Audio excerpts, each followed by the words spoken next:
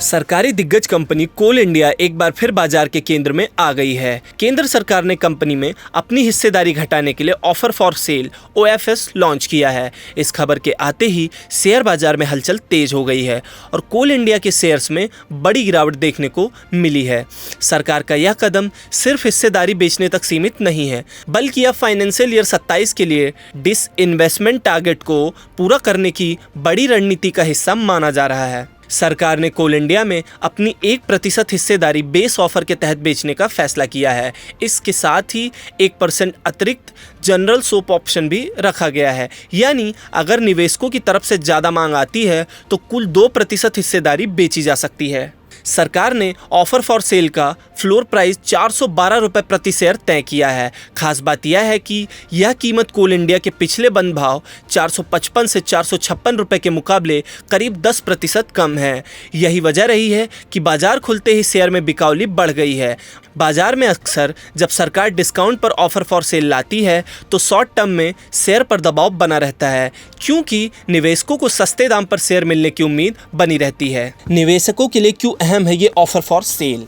कोल India लंबे समय से हाई डिविडेंड देने वाली PSU कंपनी मानी जाती है। कंपनी का मजबूत कैश फ्लो और कोयले की लगातार मांग इसे निवेशकों के लिए लोकप्रिय बनाती है। हालांकि ऑफर फॉर सेल आने के बाद अब निवेशकों के सामने बड़ा सवाल यह है कि क्या गिरावट में खरीदारी करनी चाहिए या अभी थोड़ा और इंतजार करना चाहिए। मार्केट एक्सपर्ट्स का मानना है कि शॉर्ट टर्म में शेयर वॉलेटाइल रह सकता है। डिस्काउंट प्राइसिंग से सेंटीमेंट कमज़ोर हुआ है। अब इससे सरकार को कितना फ़ायदा होगा वो आपको बता देते हैं। अगर पूरा 2% ऑफर फॉर सेल सफल रहा तो सरकार को लगभग 5,000 करोड़ रुपए तक जुटाने में मदद मिल सकती है और यह रकम सरकार के फाइनेंशियल ईयर 2027 डिसइन्वेस्टमेंट टारगेट को मजबूत करेगी। एस्टिमेट फंड की बात करें तो वो 5,000 करोड़ रुपए रखा गया है। इसका मतलब है कि सरकार कोल इंडिया के कुछ शेयर्स बेचकर करीब 5,000 करोड़ रुपए जुटाना चाहती है, यानी सरकार अपनी हिस्सेदारी का एक छोटा हिस्सा बेचकर पैसा इकट्ठा करेगी। ऑफर फॉर सेल से पहले सरकार के पास कोल इंडिया के कुल 63.13% शेयर थे। अब सरकार इनमें से थोड़ा हिस्सा बेच रही है, लेकिन कंपनी पर कंट्रोल सरकार के पास ही रहेगा।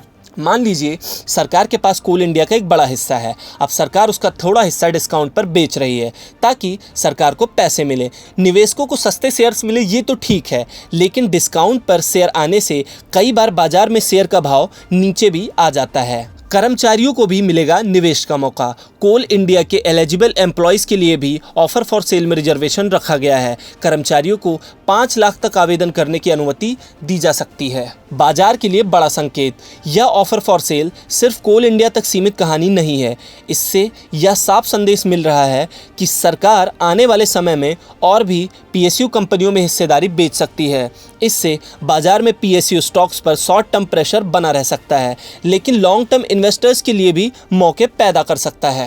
कोल इंडिया ऑफर फॉर सेल ने बाजार में नई चर्चा छेड़ दी है। एक तरफ सरकार डिसइन्वेस्टमेंट से राजस्व बढ़ाने की कोशिश कर रही है, वहीं दूसरी तरफ निवेशक सस्ते वैल्यूएशन पर नज़र बनाए हुए हैं। आने वाले कुछ ट्रेडिंग सेशन यह तय करेंगे कि ऑफर फॉर सेल बाजार के लिए सिर्फ एक शॉर्ट टर्म दबाव बनता है या लॉन्ग टर्म निवेश का बड़ा मौका साबित हो सकता है। ऐसे ही और खबरों और अपडेट्स को जानने के लिए देखते रहें गुड रिटर्न्स डिजिटल।